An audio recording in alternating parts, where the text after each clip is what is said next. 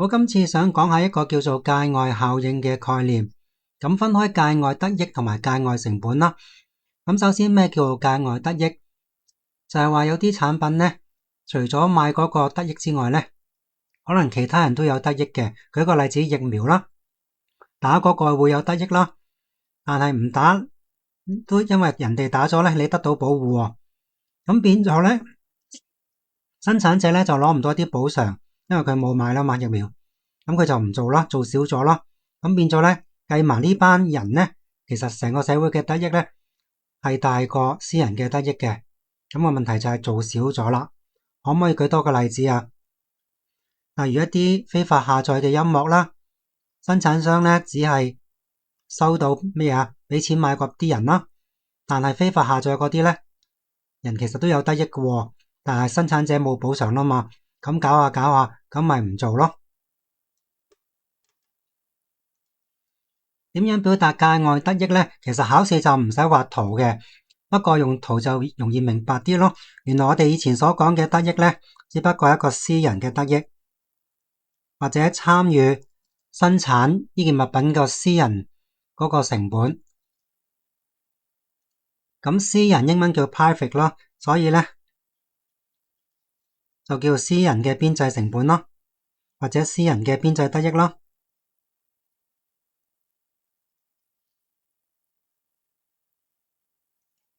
咁跟住呢兩班人決定做到呢度啦，呢個係我哋以前學嘅概念咯。但係界外嘅得益即係咩意思啊？即係話社會上仲有一班人可以喺呢啲生產上面攞到嘅得益嘅，例如頭先所講嘅非法下載音樂啦。但係從社會嘅角度嚟講呢，應該呢要做多啲㗎喎。好啦，從個社會嚟睇 ，as social 應該呢要做多啲，因為呢班人呢都有得益嘅，但係呢佢就冇俾到錢，而生產嗰個亦都冇補償。咁變咗呢，做到呢度呢，我哋話呢，做到呢度呢，反而係生產不足嘅。從社會嘅角度，如果所有人嘅得益都考慮嘅話，係應該要做多啲嘅。好啦，咁界外成本就係相反啦。喺一個生產過程之中呢，你做到一啲嘢影響其他人嘅，但係冇作出補償咯。例如喺生產嘅時候呢，產生一啲污染，咁係損害咗社會上其他人嘅。咁但係唔會考慮噶嘛，所以從成個社會嚟講呢，其實成本係高啲嘅，唔應該做咁多嘅。咁但係由於我生產者冇考慮到啦，所以呢就變咗做多咗啦。又係啦，咁考試其實唔需要畫呢個圖嘅，不過方便我哋講解嘅啫。如果淨係考慮自己私人成本同得益嘅話，咁我做咁多就算噶啦。但係今次呢，就喺話生產嘅過程之中呢，產生一啲額外嘅成本，咁而生產者呢係冇考慮到嘅。好啦，呢啲咁嘅額外嘅成本，例如一啲污染啦，例如噪音啦，咁我做生產嗰陣時候呢係冇考慮，但係其實呢，成個社會嚟講呢，計埋呢其實係好高嘅。咁呢個情況呢，我哋就話出一個叫分歧啦。分歧意思即係話呢，我只係考慮我自己嘅成本，但係其實社會嘅成本呢，你係冇考慮到，咁就叫做出現分歧。咁當然啦，如果考慮埋成個社會嘅成本呢，其實你應該做少啲嘅。咁但係由於生產者冇考慮到額外嘅社會成本，即係話界外嘅成本，咁結果呢，出現個問題呢，就係生產過程啦。咁考慮埋呢啲額外嘅因素呢，咁就反而呢會做多咗或者做少咗嘅。好啦，咁有咩解決嘅方法呢？咁第一個方法就係政府嘅干預咯。好啦，有額外嘅得益嘅上面嘅情況，咁政府津貼咪做多啲咯。咁例如醫療啊、教育啊咁樣做得唔夠，因為呢其他人嘅得益呢，我冇考慮到。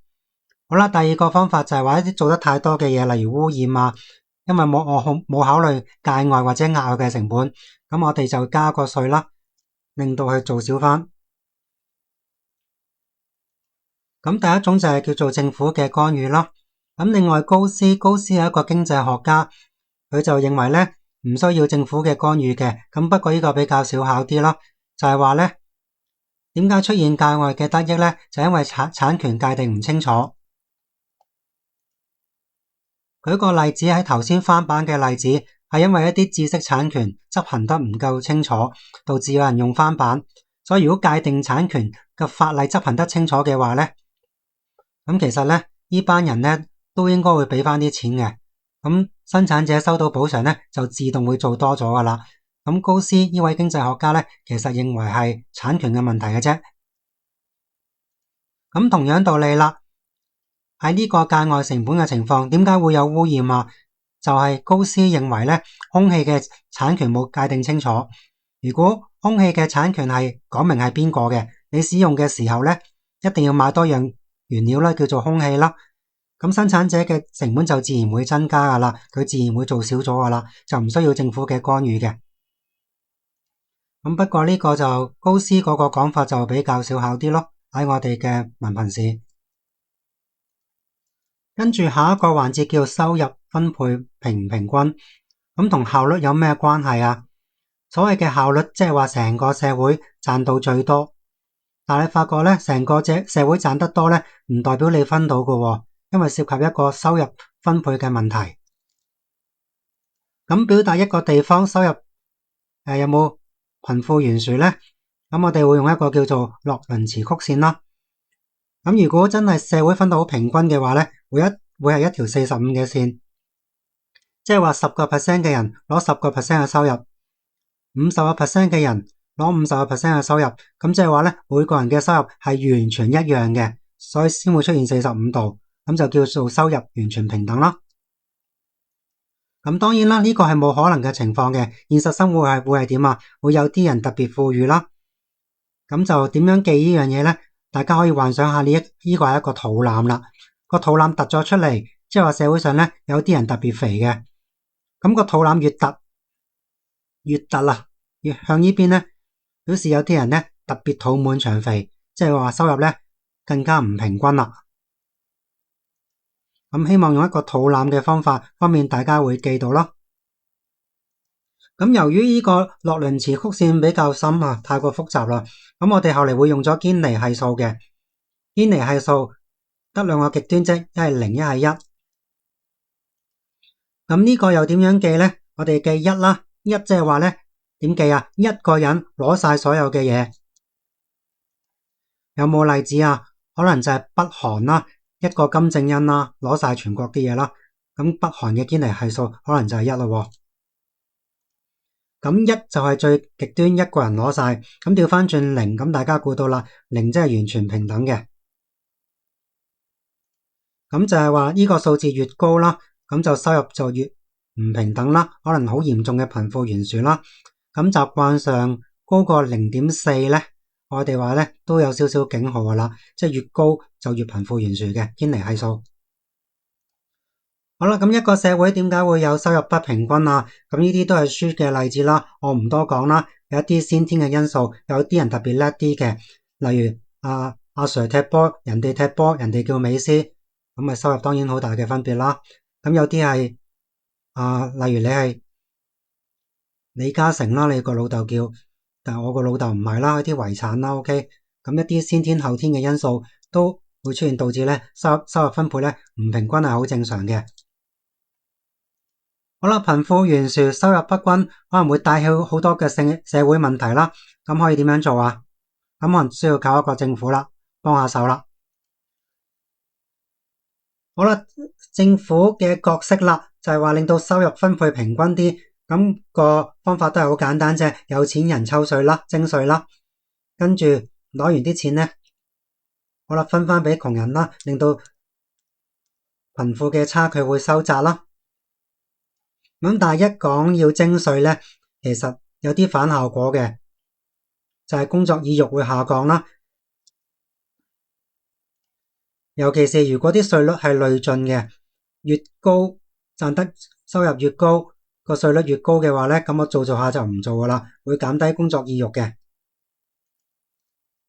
同埋所謂嘅公平，你要搞清楚，係究竟係收入均等化，人人都賺咁多錢啊，就咪叫做公平咧？唔係嘅，做又36，唔做又36，咁樣唔叫公平嘅。所以我哋公平嘅概念咧，應該係叫機會均等化，即係咩意思咧？唔會因為你窮而冇咗一啲嘅機會。舉個例子，雖然你讀到書嘅，但係咧唔會因為你太窮要逼住出嚟做嘢而冇咗一個受教育嘅機會。咁樣咧先比較接近一個叫公平嘅概念咯，就唔係話所有人咧都係賺同樣嘅收入，咁就叫做公平。